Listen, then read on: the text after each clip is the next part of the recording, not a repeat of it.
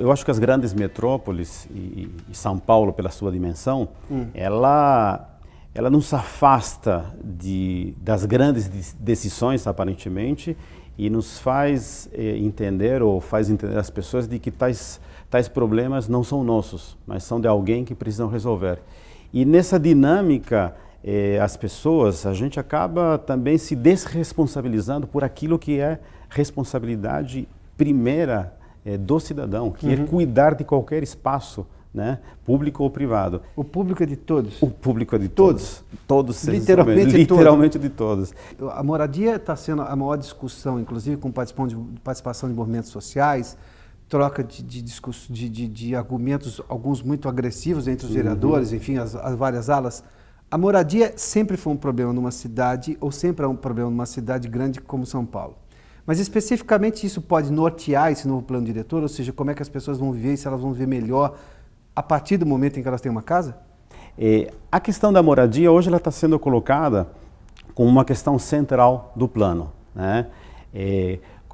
A questão central do plano para, inclusive, melhorar o sistema de transporte.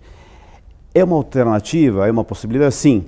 Agora, se não se efetivam polos de desenvolvimento para descentralizar o que hoje seria o centro da cidade e algumas outras regiões que estão muito adensadas, e é para onde toda a população vai atrás de empregos, de serviços, a moradia vai sofrer o mesmo problema da exclusão, no sentido de que, se eu construo somente moradias populares, por exemplo, para a periferia, e não levo o serviço, não levo o desenvolvimento econômico local, eu impeço que essas pessoas consigam conviver naquele território. Ou seja, perpetua a ideia de regiões dormitórias, é isso?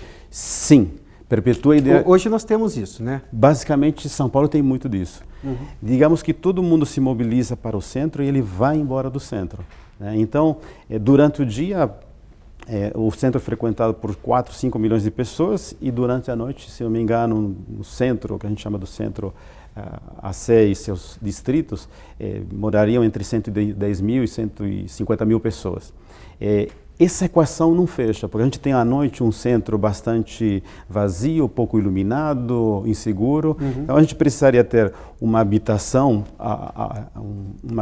mais adensada, sim, ou seja, pessoas mais presentes. Talvez associado a outras políticas de como poder fazer com que as pessoas tenham um outro movimento no centro, que não necessariamente das 9 da manhã às 6 da tarde. Porque quando dá 7h30, você tem, digamos, o centro, por exemplo, histórico, totalmente vazio. A questão está nesse adensamento. Como o adensamento vai ser realizado, que é o grande X da questão. Se ele for adensado, numa primeira proposta, por exemplo, existia de que estava no plano de metas, no plano de governo do prefeito, de pensar no arco do futuro, a zona leste mais as marginais. É uma opção, porém, estamos falando de locais que também estão saturados de trânsito, de problemas. Então, penso que há algo mais, que pode ser mais afetivo, que está agora no substituto sendo discutido com a vereança, de poder criar não eixos, mas polos de desenvolvimento. Eu acho que isso poderia efetivamente descentralizar esse movimento que existe da cidade para o centro e poder, quem sabe, criar um desenvolvimento mais homogêneo. O senhor acha que o debate político está enviesado hoje, pouco estadista, ou seja, de pensar daqui a 20, 30 anos, claro, boa parte dos movimentos sociais também insuflada para exigir apenas o que aquele movimento social quer, seja moradia, seja só transporte, e não necessariamente pensar no coletivo?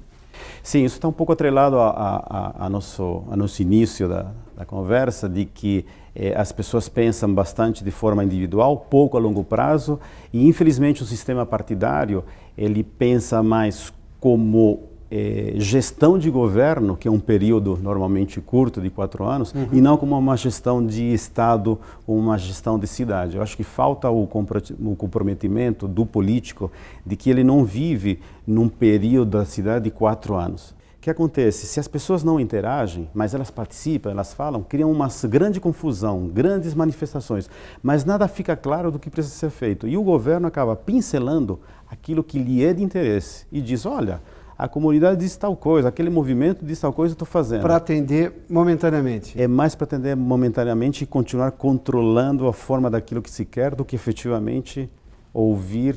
Aí é maniqueísmo, não é política de estadista, né? De certa forma, maniqueísmo. Precisa de mudanças.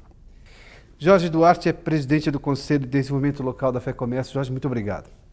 Vale só reforçar, o plano diretor está sendo discutido na Câmara, já na verdade, uma primeira fase do planejamento, mas que a cidade pretende se entender como evoluir até o ano de 2029. Você está convidado a sempre participar dos debates aqui na FEComércio. Até a próxima.